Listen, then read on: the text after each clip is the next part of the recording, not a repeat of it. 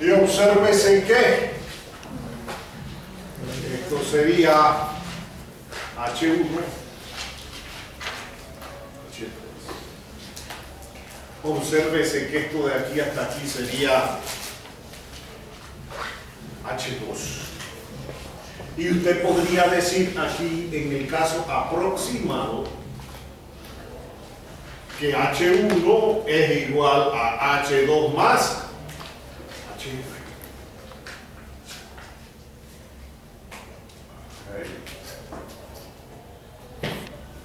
H1 es igual a H2 más HF. Que aquí está diciendo que H1 es igual a H3 más H en la salida más HF más H en la entrada. Por lo que es lo mismo, ZA sería igual a V al cuadrado entre 2G más P entre gamma más Z más HF. Pero si esto es Z y esto de aquí a aquí es P entre gamma, esto más esto es igual a esto, que es igual a ZC. Y nos queda que ZA es igual a ZB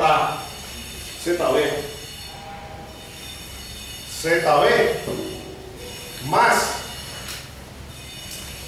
V al cuadrado entre 2G más F por L entre D por V al cuadrado. Y si usted compara esto con esto, obsérvese que esto está así, esto está así, esto está así, esto está, ¿no? Pero si usted usa este valor aquí, la pérdida, esta es la carga de velocidad que hay aquí. Entonces, diferencia entre esto y esto, que se están ignorando las pérdidas en la tubería. No se están ignorando estas pérdidas. ¿Por qué? Cuando se ignoran las pérdidas que ocurren dentro de la tubería, las pérdidas locales o menores, se dice que tiene un método aproximado.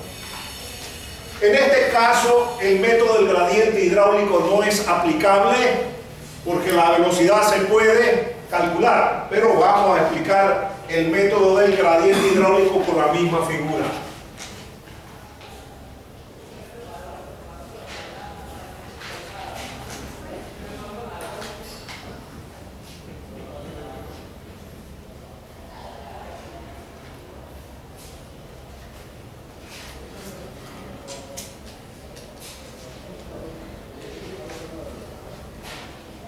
El método del gradiente hidráulico supone que la línea de energía es aproximadamente la línea del gradiente hidráulico.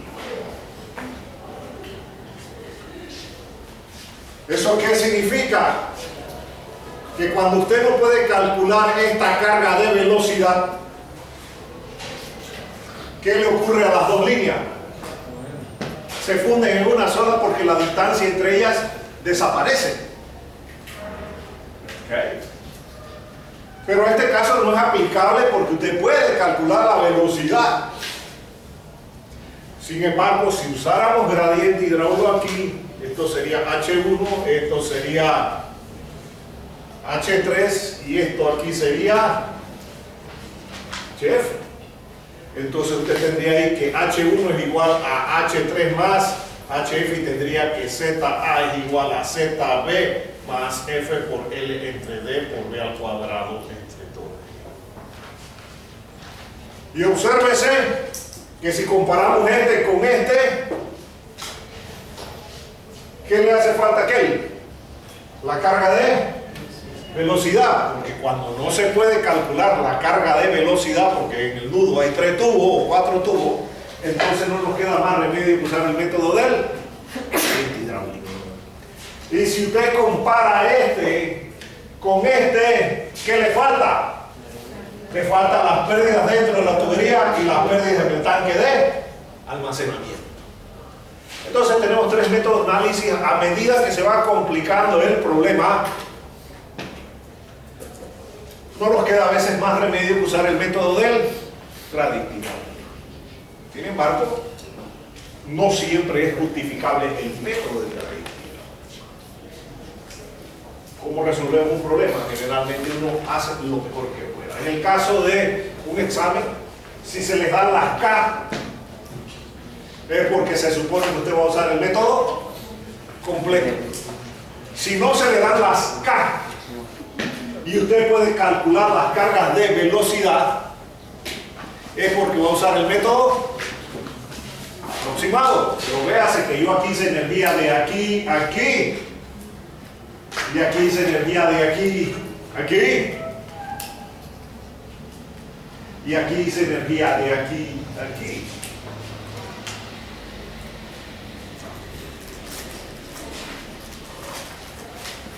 Así que este método ha causado bastantes ronchas con respecto a esta carga de velocidad, si se incluye o no. Porque obsérvese, si usted se viene desde aquí, hasta 3, usted tendría que esto que es, eso es H en la salida, que es igual a K de salida por V al cuadrado entre 2E. Como eso vale 1, eso es V al cuadrado entre 2E. Entonces aquí usted puede decir H1 es igual a H3 más HF más, y le va a dar exactamente lo mismo que antes.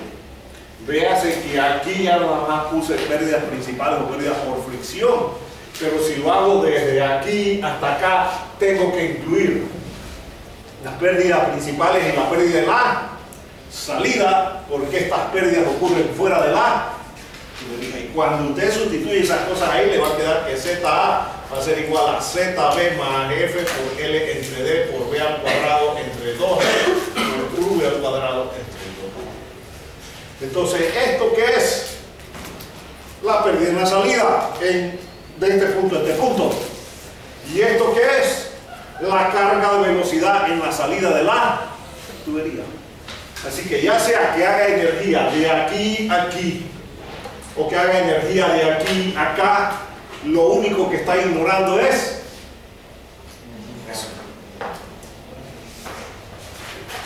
Sé que hay ronchas sobre esa carga de velocidad y a veces ustedes le sacan una moneda de que si sale cara la pongo, si sale de sello o no. El asunto no es cara o sello, es saber lo que se está haciendo. Entonces, para efectos de exámenes, a veces nosotros le decimos, si las tuberías son muy largas, las pérdidas van a ser menores, y como esas pérdidas menores son insignificantes con las pérdidas principales, le decimos ignore todas esas cosas. Bien, para que tenga un problema. Sin embargo, a medida que se va complicando el problema, entonces a veces se hace esto. No es justificable esto cuando esa velocidad se puede, pero cuando es un roncha y un problemático porque no tengo un sistema unidimensional equivalente, entonces simplemente decimos uso gradiente hidráulico, ignoro esas cargas de velocidad y estas dos líneas se funden en una sola porque desaparece la carga de velocidad, desaparece. Entonces a eso se le llama el método del gradiente, porque es el que vamos a usar usualmente cuando estamos hablando de redes. ¿Estamos bien? Entonces, si ya comprendemos la diferencia entre los métodos de análisis, es el tratamiento que se le da a estas cosas. Si tomo todo, completo. Si ignoro las que hay dentro de la tubería, aproximado. Y si ignoro dentro y fuera de la tubería, porque esto es lo que se convierte en esto, y esto es lo que se ignora en el gradiente. Entonces, usted recuérdese que no solamente va a tener método de análisis y grado de complejidad, también va a tener tipo de problema. Problema tipo 1 o problema tipo 2, de acuerdo a sus incógnitas. Así que vamos a empezar a borrar aquí. Ya sabemos el método de análisis, vamos a echar para atrás. Vamos a decir que usted quiere analizar este problema que voy a plantear aquí. Bien, vamos a decir que quiere analizar este problema.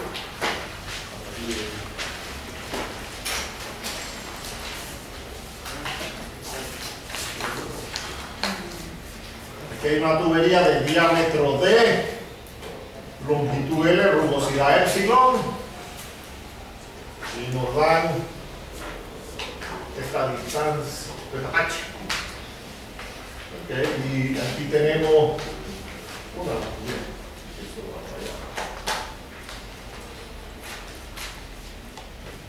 hay unas definiciones obsoletas y arcaicas de línea única que dicen que solamente tengo una sola velocidad, y eso es falso.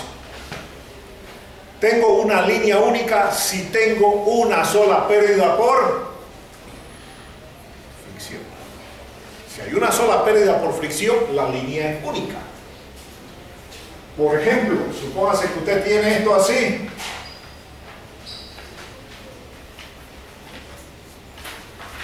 Ponemos más exagerado.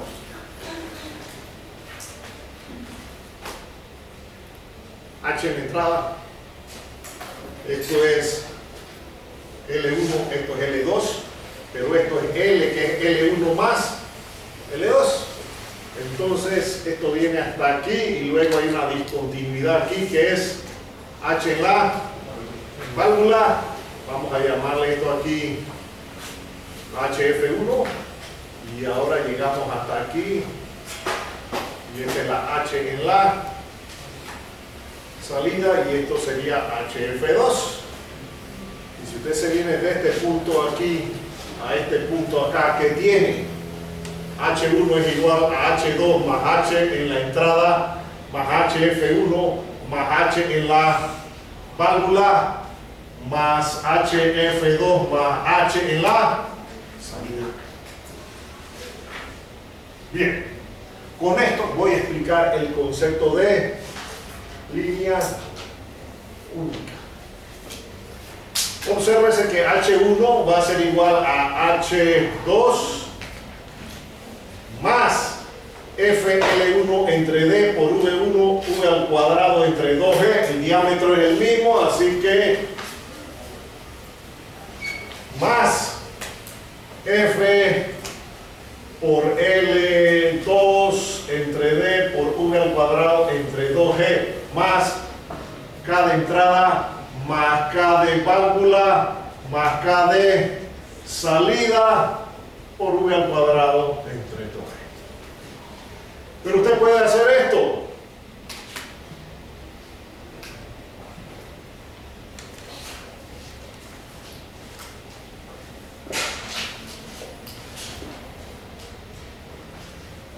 ¿Y qué le queda aquí?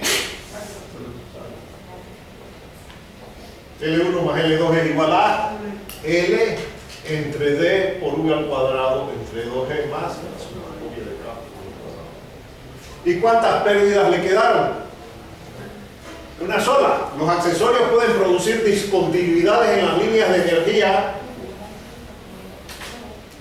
pero si el diámetro es el mismo, la pendiente aquí y la pendiente aquí van a ser iguales. Y el que el accesorio produzca una discontinuidad no hace que sean tuberías en serie. Lo que hace que sean tuberías en serie es si los diámetros cambian. Así que puede haber discontinuidades en cada uno de los accesorios, que sea una válvula, un codo, lo que sea.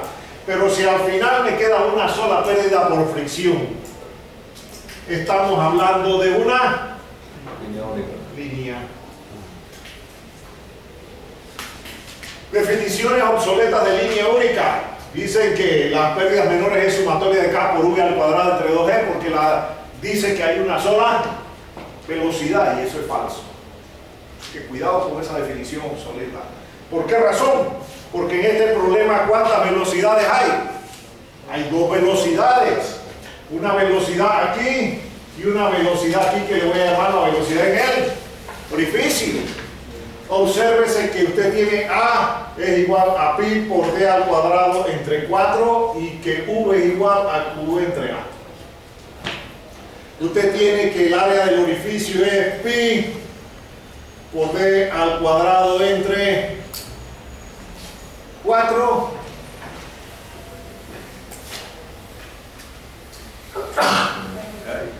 muy bien.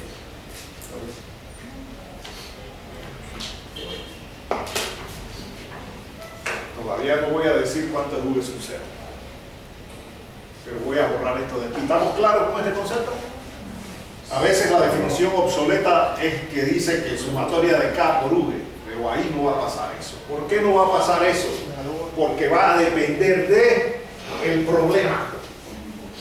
¿Y por qué va a depender del problema? Nos pueden decir lo siguiente: cada entrada, coeficiente de contracción, coeficiente de velocidad de esta tobera. Eso significa que si usted pone el punto 1 aquí y pone el punto 2 aquí, A2 va a ser igual a ¿qué cosa? Coeficiente de contracción por área sub 0.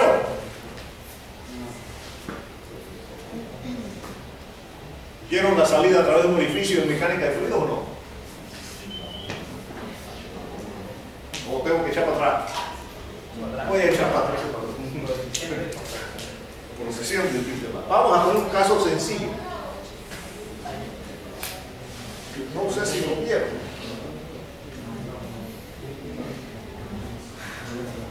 Este coso está saliendo por aquí. ¿Dónde va a poner usted su punto? No lo va a poner aquí, porque si lo pone ahí, las líneas ¿cómo son? Curvas. ¿Y qué hemos dicho? Evite las curvas. Así que ¿dónde los vamos a poner? Allí. Eso se llama la vena contracta. Ustedes me hicieron uno que ponía un pitote ahí, medían en un fluido, que ponía un pitote ahí abajo y lo medían en el chorro, o no lo hicieron, y midieron el ancho del chorro, nada de eso. No. Oh boy. ¿Qué estamos haciendo en el laboratorio? Obsérvese que este es el diámetro del orificio, así que usted puede hablar del área del orificio, pi por d al cuadrado entre 4.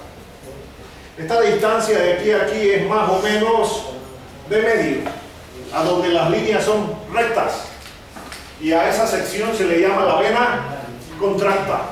¿Han oído hablar de vena contracta? Vienen de mecánica fluida. Conceptos elementales y básicos. Entonces, ¿dónde va a calcular usted la velocidad? ¿Aquí o aquí? Aquí abajo. Pero el área de este no es el área de este. Así es que el área, vamos a decir que 1 y 2 es igual al coeficiente de contracción por el área de él.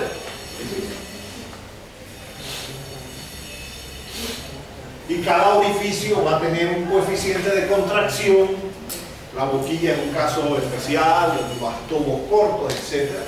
Así es que si usted, vamos a ir para mecánica de fluido, hace energía de 1 a 2, vamos a decir que esto era H, usted tiene H1 igual a H2 más HL. O sea que velocidad 0, vamos a poner el datum aquí, presión 0, así que elevación de ese punto es H más. Aquí tiene la velocidad en 2 al cuadrado entre 2G. Este chorro está en caída libre, por lo tanto la presión estática aquí y la presión acá, ¿cómo son? Iguales. Y si usa la escala relativa, la presión aquí, ¿cuánto vale? Así que aquí tiene una presión estática 0, tiene una presión total, que es un medio de ρ por v al cuadrado, que es la presión dinámica, pero estamos trabajando con presiones estáticas. Así que la presión ahí es 0, la elevación es 0 más H. ¿Qué se hacía en mecánica de fluido? Esto se ignoraba y se pone una velocidad teórica ahí y se dice que la velocidad real es igual a un coeficiente de velocidad por velocidad teórica. Así que para no estar trabajando con eso, nos quedaba aquí que la velocidad teórica era igual a 2G por H más D medio raíz de, y la velocidad real era un coeficiente de velocidad que toma en cuenta esto. Ya lo vimos aquí cuando hablé del tubo de Pitot, es el mismo concepto, se ignora la pérdida, el mismo concepto, raíz de 2G por H más D. Y si usted quiere el caudal, Las velocidades teóricas son ficticias, el caudal es con velocidad real, esas son las que existen. Esa es la velocidad promedio en la vena contracta. Entonces el caudal es el área 2, no el área del orificio, por la velocidad real, y nos queda que Q es igual a CV por C sub C por el área del orificio por raíz de 2G por H más de medio, y a este producto se le llama coeficiente de descarga. Al producto del coeficiente de velocidad por coeficiente de... ¿No vieron coeficiente de descarga en mecánica fluido? ¿Cumplió el profesor con el contenido del curso? Sí. Entregan el informe final. Eso está dentro del contenido del curso de mecánica de fluido. Así que tenemos coeficiente de contracción, coeficiente de velocidad.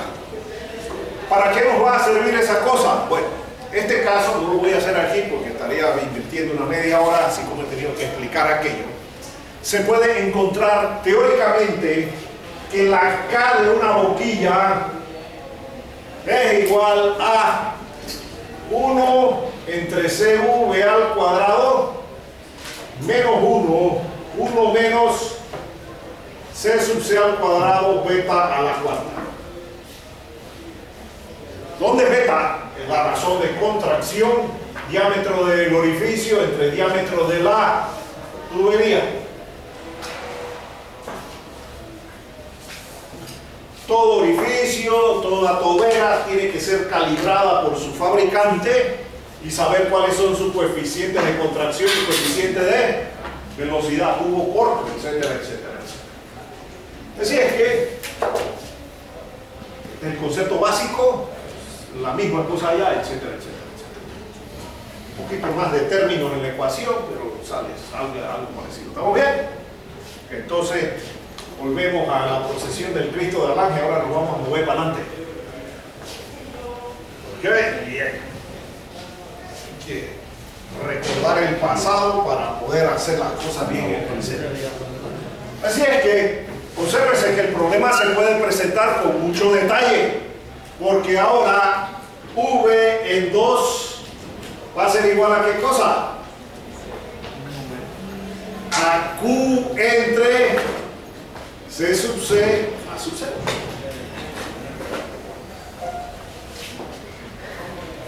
Porque no es el área del orificio. Cuando eso sale por ahí, el chorro se contrae. Y usted tiene que tener este área 2 aquí, y ese es el área del orificio. Y aquí en esta área las líneas como son. Vamos a hacerlo más grande. Esto viene así, las líneas de corriente hacen así.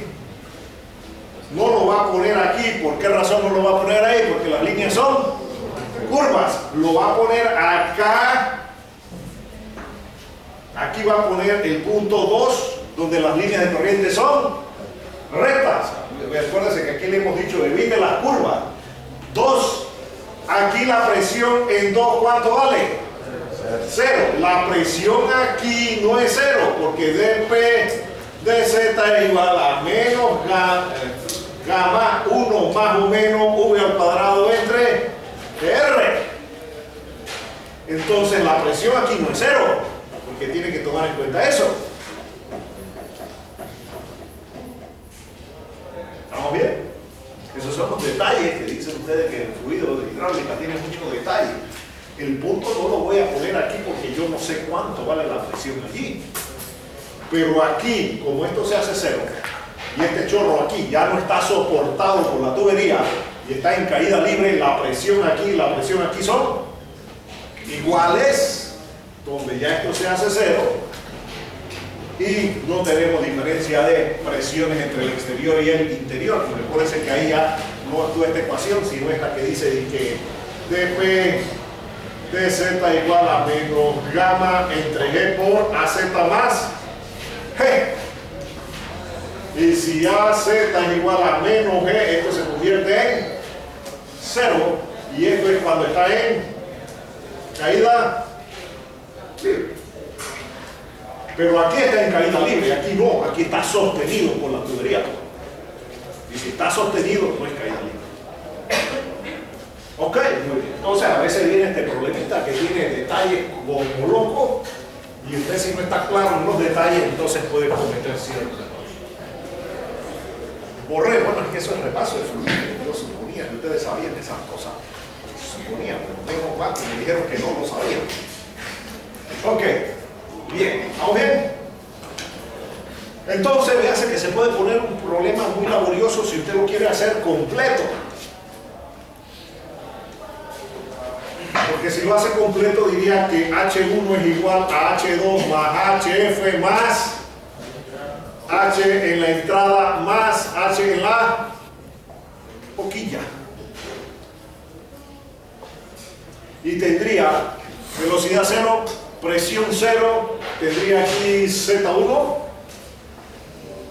Aquí en 2, ¿qué tiene?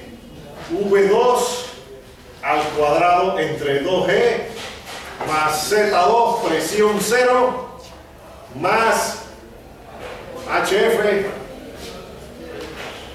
más K de entrada por V al cuadrado entre 2G, más K de boquilla. ¿Y cuál velocidad uso? ¿Esta o esta? La mayor. Por. Entonces, obsérvese. Z1 menos Z2 es igual a H y eso es igual a V2 al cuadrado. Bueno, le llamé V0, es V2.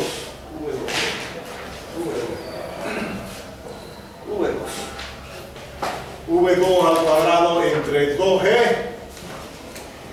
más F por L entre D por V al cuadrado entre 2G más K de entrada por V al cuadrado entre 2G más K de boquilla por V2 al cuadrado entre 2G. Por lo que es lo mismo, H es igual a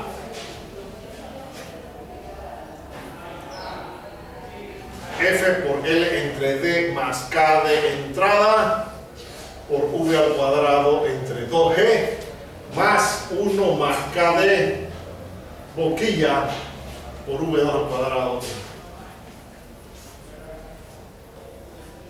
Y eso se formula siempre igual. ¿Cuántas pérdidas por fricción tenemos? Una sola. Pero ¿cuántas velocidades en el problema hay? Dos. La velocidad en la tubería y la velocidad en la salida. Es decir, que el que haya dos velocidades distintas no lo hace otro tipo de problema. Lo hace un problema de línea única cuando hay una sola pérdida. Este sería el análisis completo. Mucho detalle. Así que si tengo un problema tipo 1, donde me dan el caudal, simplemente usted encuentra el V, encuentra el V2, con este V calcula Reynolds, B por D por ρ entre mu, y con epsilon entre D entra en mudo y averigua, qué sé yo, liso, transición, rugoso, laminar, lo que sea, encuentra F. Y su incógnita sería ¿qué cosa? H. Y problema resuelto. Porque los problemas tipo 1, si bien es cierto la calculadora itera aquí, usted no se da cuenta, pero no hay que asumir nada. La solución es directa. Cuando usted no tiene que asumir nada, la solución es directa. Por supuesto, usted aquí verifica el epsilon entre D, Reynolds, raíz de F, para verificar que eso lo calculó bien, etc. Es directa. Pero el problema puede ser un problema tipo 2 y ya la cosa se pone sabrosa. Entonces, si yo no conozco el caudal, no tengo la velocidad. Y si no tengo la velocidad, no tengo Reynolds, esto lo tengo, no tengo esto y menos esto. Entonces usted tiene que formular un problema en el cual tiene que empezar a asumir cosas y esta ecuación la tenemos que empezar a simplificar. Porque ahora mismo la ecuación, ¿cuántas incógnitas tiene? 3. ¿Cómo la puedo simplificar? Eliminando las velocidades y expresándola en términos del caudal. Así que mi ecuación número 1 sería H igual a F por L entre D más K de entrada por Q al cuadrado entre 2G A al cuadrado. Ya esto sí lo tengo. Más 1 más K de entrada por Q al cuadrado entre 2G C sub C al cuadrado A sub 0 al cuadrado. Y esa es mi ecuación número 1. Y ahí tengo dos incógnitas que son F y Q. Así que podemos hacer esto así. K de boquilla, sí, boquilla. Y hacemos así, echamos el Q afuera. La Q afuera. Ok. Bien. Mi segunda ecuación, ¿cuál sería? Reynolds, que como la teoría es circular, podemos decir que es 4Q por ρ entre mu pi d.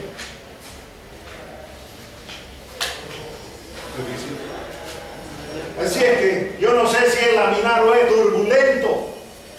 Una manera simple de definir si es laminar o es turbulento es ignorar esto.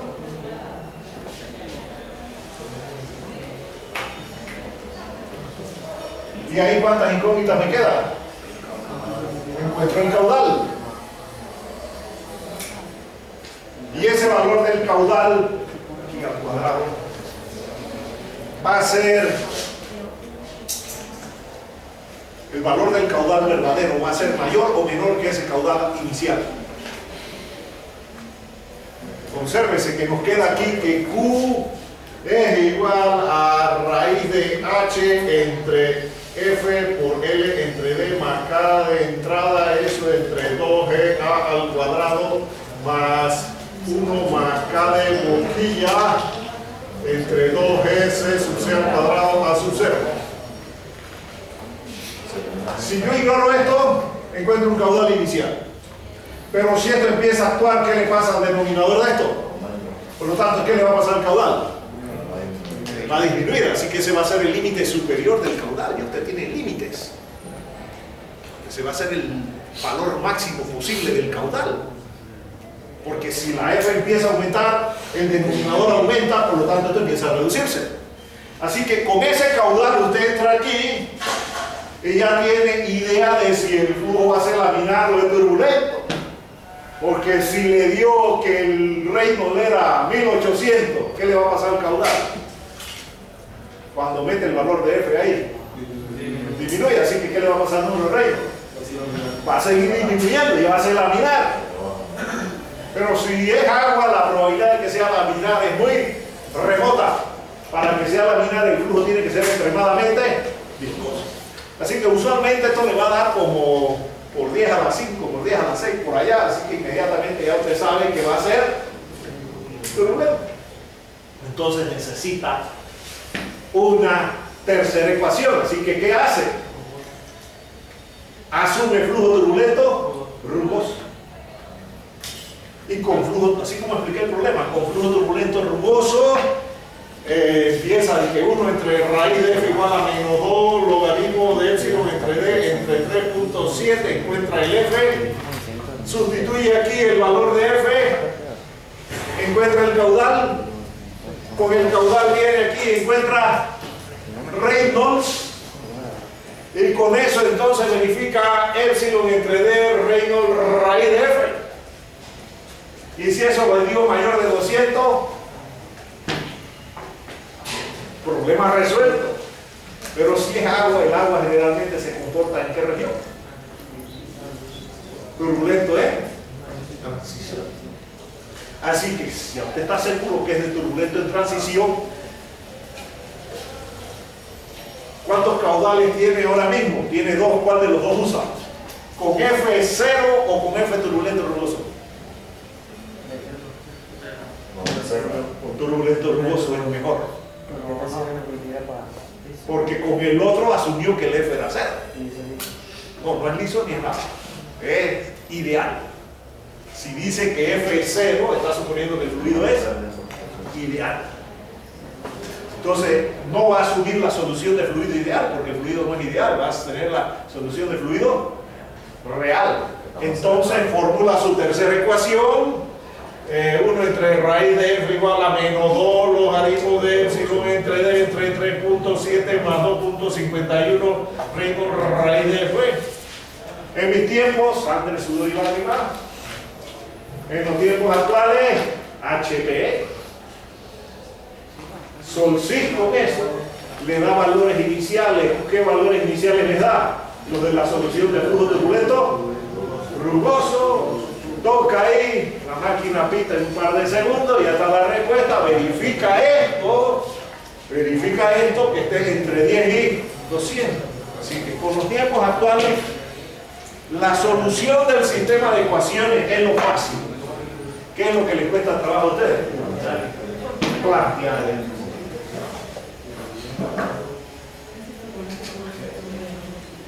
Vamos a suponer que se le da el mismo problema, pero no se le da ni eso ni eso. Entonces, ahora ya no voy a hablar de V2, ahora voy a hablar de V sub 0, porque V sub 0 va a ser igual a Q entre A sub 0, porque si no se dice nada, se asume que el área de la vena contracta y el área del orificio son iguales. ¿Y qué desaparece ahí de todo eso? Desaparece, ¿qué cosa? Desaparece esto y desaparece esto, y ahora nos queda aquí V sub 0. ¿Qué hace? Simplemente se fue esto y se fue todo eso. ¿Y qué nos quedó? Cambió el tipo de análisis. Ahora es V sub 0 al cuadrado entre 2G más F por L entre D por V al cuadrado. No hay pérdidas en la entrada, ni tampoco hay pérdidas en la boquilla. Entonces, véase, la ecuación se simplificó. Estas dos cosas se fueron. Ya no es completo, ahora es aproximado.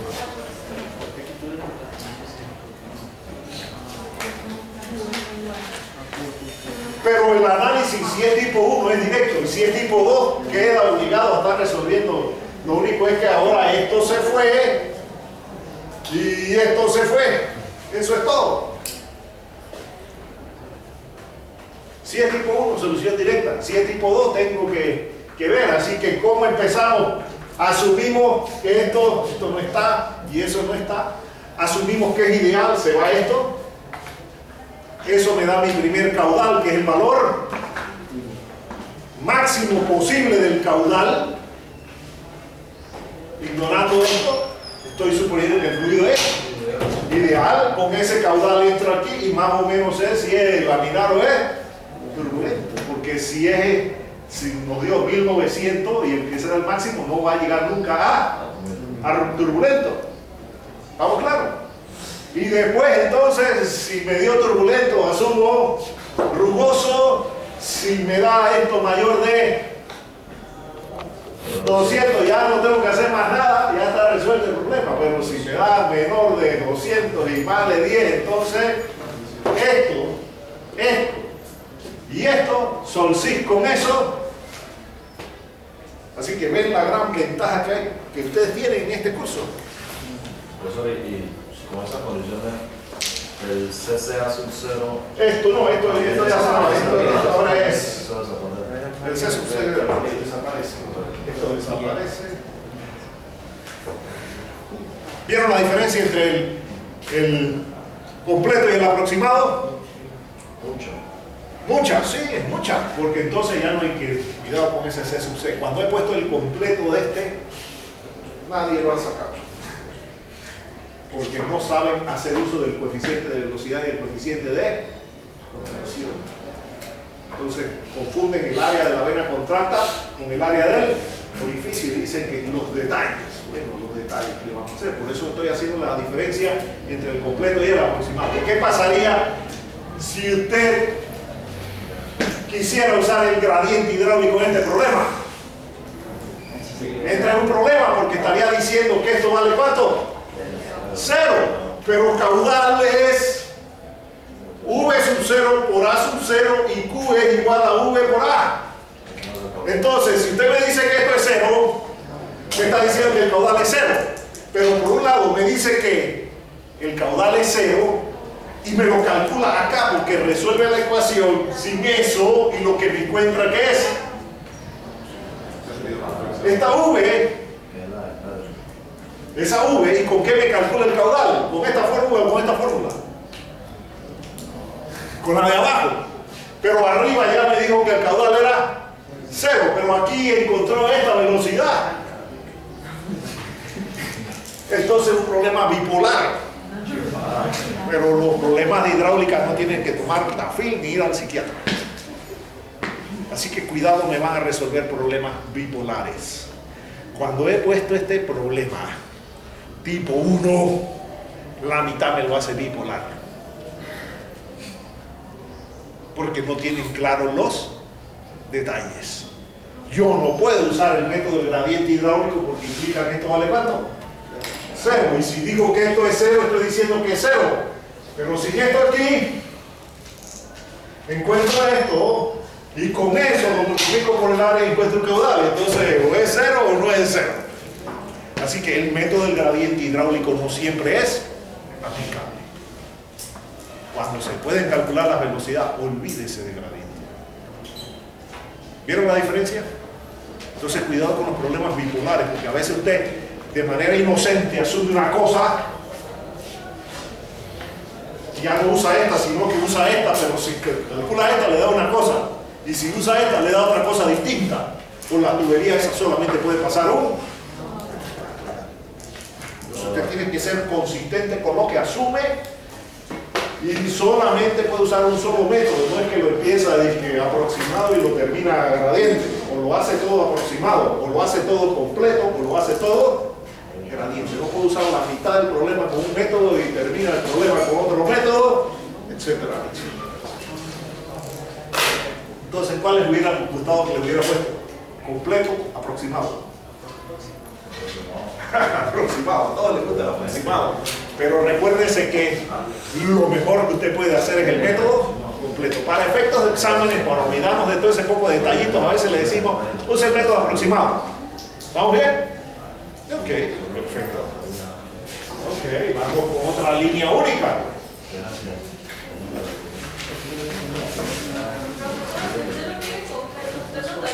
Les doy las K, los C sub 6, las C sub V, lo que sea referido, y les doy las K de nuestro. Si eso es tanto del problema es porque va a ser completo. Si no se le dice nada sobre K, por eso ese problema se le dice K de entrada punto 5, porque tiene que hacerlo. Okay, vamos con otro problema de línea única, de eso es interesante.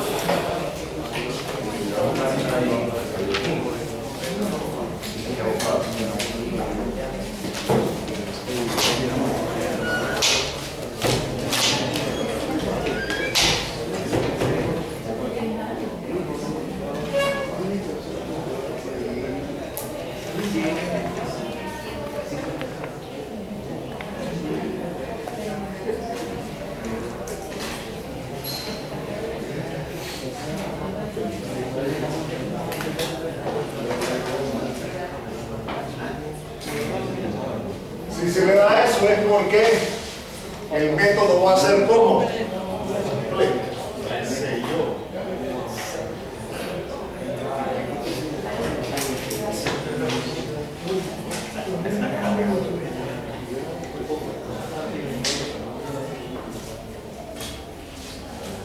entonces aquí usted busca su K de válvula, ya sabe cómo se hace.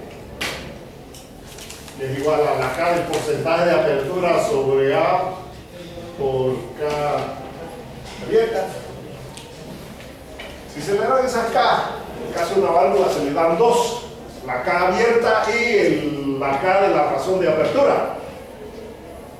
Ok, bien. Vamos a poner, decir que este puntito de aquí es 1, que este es 2, que este es 3 y que este es 4. Y si le dijeron completo, ¿de dónde a dónde uso trabajo de energía? Vamos a decir que la pregunta es esta. Así que eso significa que esto es un dato. Así que si usted quiere esa H, ¿qué tendría que decir? H1 es más H de la bomba, cuidado se le queda la bomba, es igual a H4 más. Vamos a decir que esta tubería tiene la longitud total de la tubería es una sola, el diámetro y el épsilon. Nos dan una sola longitud. Una sola longitud.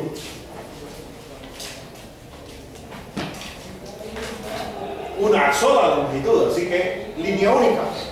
Si tuviera dos diámetros diferentes, entonces serían tuberías en serie. ¿Cómo dijo?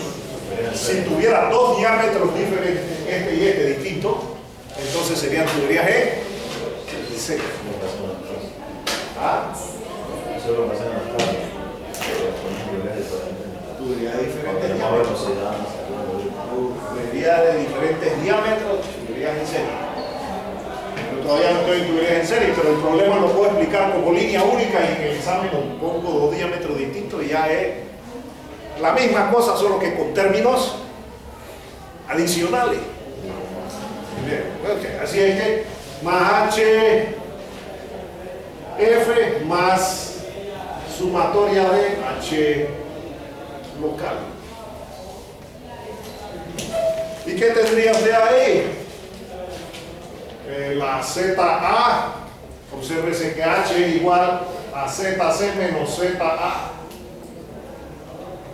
más HB igual a velocidad 0, presión 0, ZC más F por L entre D por B al cuadrado entre 2G más K de entrada más K de válvula más K de codo más K de salida por V al cuadrado entre 2G. Como hay una sola longitud y un solo diámetro, y si le hubiéramos puesto aquí el L1 y el L2, pero este diámetro igual a este, al final lo suma y lo factoriza y le queda ¿cuántas pérdidas? Si lo puede factorizar, línea única. Si no lo puede factorizar, tubería E. Entonces, usted tiene el área pi por d al cuadrado entre 4, tiene caudal entre área. Cuidado, me dicen un poco de cosas raras ahí. A veces me han dicho que velocidad es caudal por área, y si usted hace un análisis dimensional a eso, sale que metros a la cuarta, entre metros a la quinta, entre segundos, y esas no son unidades de velocidad, así que no tenga dudas, hágale un análisis dimensional a eso, porque en la sábana de Lightroom me traen un poco cosas escritas de raras. Recuérdense que todas estas fórmulas usted las puede traer escritas en la sábana de Lightroom. Bien, usted tiene el Reynolds, se le dio la S y se le dio el Nu, así que con S usted tiene ρ que S por ρ sub 0 y tiene el gamma que es igual a ρ G o viceversa, lo que sea. Cada vez que pongo un fluido distinto de agua, el porcentaje de estudiantes que lo resuelve con agua es demasiado alto, porque todos quieren, nada más quieren resolver agua, nada más quieren resolver agua y no quieren resolver más nada. Ok, ¿estamos bien? Entonces, B por D entre nu, no tengo ni siquiera que averiguar esto, pero si lo escribo aquí sin junta, viscosidad dinámica, así que epsilon entre D, con esto tengo F, y con esto ya sé que esto está bien, dependiendo de laminar o turbulento, y con esto liso, transición o rugoso, excepto en fluidos muy viscosos, el flujo turbulento. Tipo de fluidos viscosos: aceite pesado, alquitrán, melaza, miel, glicerina, que son muy viscosos, pero el resto de los fluidos, alcohol, leche, jugo de naranja, seco de verano, agua, etcétera, diésel, son fluidos poco viscosos y tienden a ser turbulentos. Así es que esto se convierte en algo sencillo. HB igual a ZC menos ZA más F por L entre D por V al cuadrado entre 2G más la sumatoria de K por V al cuadrado entre 2G. ¿Y esto qué es? H.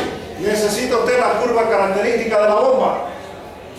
No, porque si usted entra aquí y conoce el caudal, usted viene aquí en la curva característica, entra ahí y lee aquí ¿qué cosa?